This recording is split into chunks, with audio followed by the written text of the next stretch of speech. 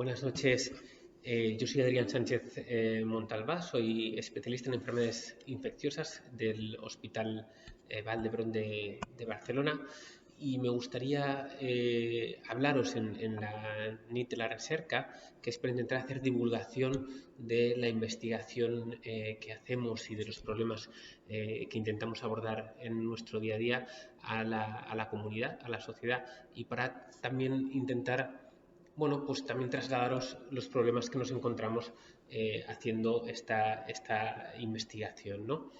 Bueno, hoy me gustaría compartir con vosotros una problemática que todos conocéis, que es el COVID-19.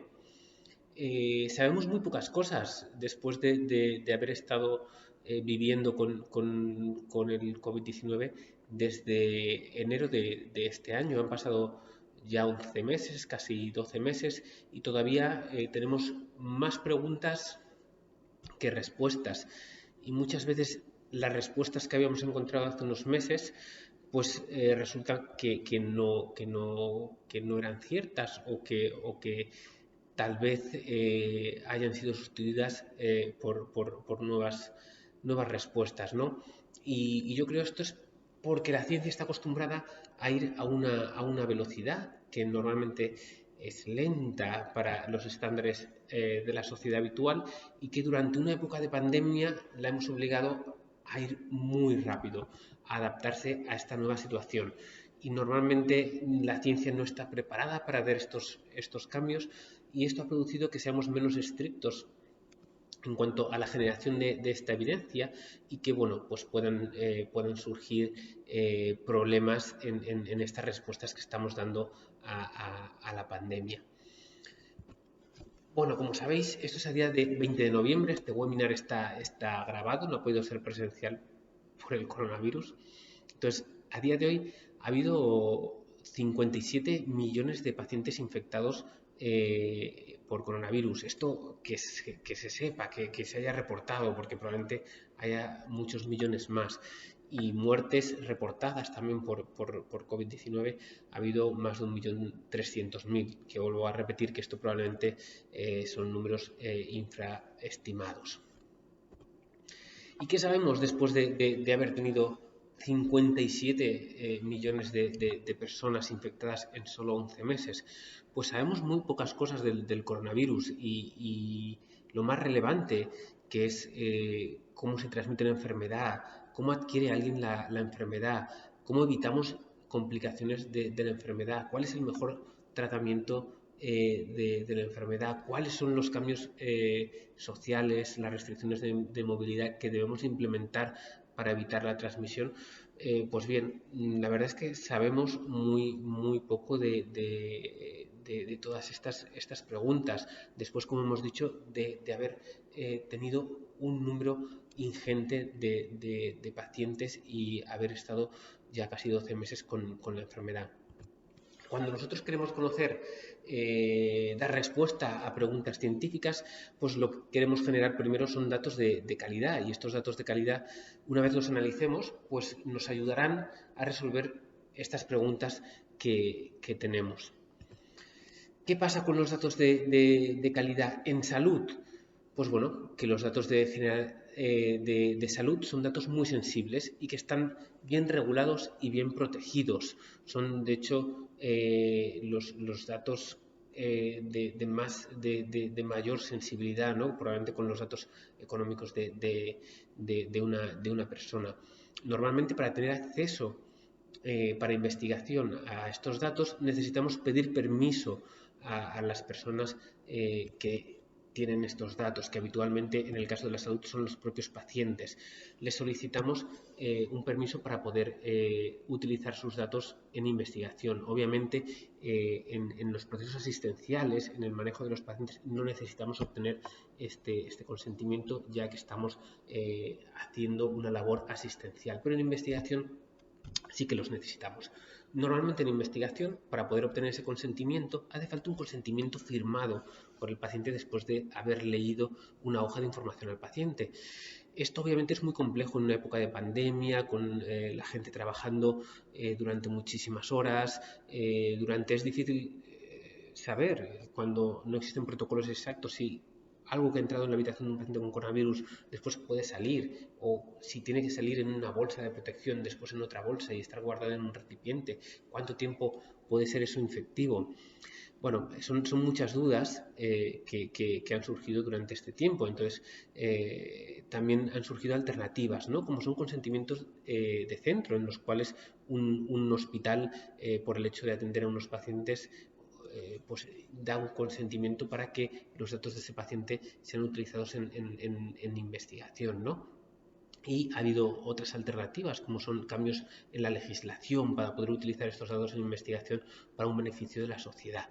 También las nuevas tecnologías pueden ayudar a obtener consentimientos ya no en papel físico, ¿no? Sino a través de dispositivos electrónicos.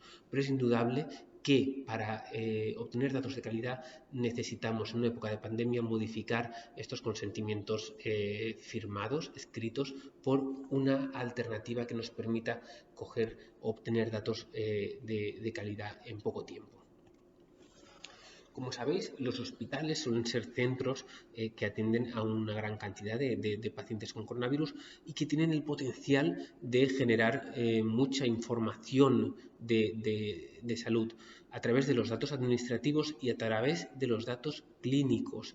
Normalmente los datos administrativos ya están bien estructurados, se suelen recoger y analizar con facilidad, pero los datos clínicos es mucho más complicado, ya que se componen de la historia médica del paciente, de pruebas complementarias, tanto de imagen, analíticas, tratamientos y otras intervenciones. Y normalmente esto suele acompañarse de una recogida escrita por parte del personal sanitario en estos sistemas de gestión de la información de salud. Pero estas herramientas son muy potentes y tenemos la posibilidad de integrar todos estos datos, ponerlos todos juntos en unas mismas bases de datos estructuradas, armonizadas e interoperables. Esto quiere decir que sean fácilmente entendibles y que se puedan analizar de forma muy rápida, con lo cual obtendremos información en tiempo casi real. Pero para hacer esto es necesario implementar estos sistemas electrónicos de información que ya poseemos, redirigirlos para que también se adapten a esta nueva realidad de recogida de datos en situación de pandemia. Si realizamos esto, obtendremos lo que llamamos real world data, que es datos de la vida real, pero datos de la vida real de una manera estructurada y que podemos analizar fácilmente, que las máquinas puedan entender y podamos analizar y después nosotros podamos interpretar. Con estos datos, casi en tiempo real, porque en los sistemas electrónicos de gestión de datos de salud de los pacientes, estos datos se introducen casi al momento. Si pudiésemos ser capaces de obtener toda esta información de una manera estructurada, esta información podríamos analizarla. Y este análisis de la información nos daría respuestas muy rápidas. De hecho, este análisis se puede hacer casi de forma inmediata, con lo cual, si en un hospital visitamos 6.000 pacientes, esos 6.000 pacientes se quedarían registrados en nuestro sistema y los podríamos analizar con mucha facilidad. Actualmente esto no lo tenemos. Actualmente, si tú quieres obtener estos datos estructurados de estos 6.000 pacientes, tienes que introducirlos manualmente uno a uno. Y esto es una pérdida de tiempo muy importante, con lo cual retrasa todo el proceso de generación de conocimientos. Lo que desde aquí os queremos transmitir es que se está trabajando en la generación de información estructurada por parte de los centros de salud, de los centros hospitalarios, pero que es un proceso lento que entre todos tenemos que intentar que vaya evolucionando lo más rápidamente posible, porque así tendremos datos en tiempo real, no solo de esta pandemia, sino también de otras enfermedades y podremos dar respuestas a multitud de preguntas médicas.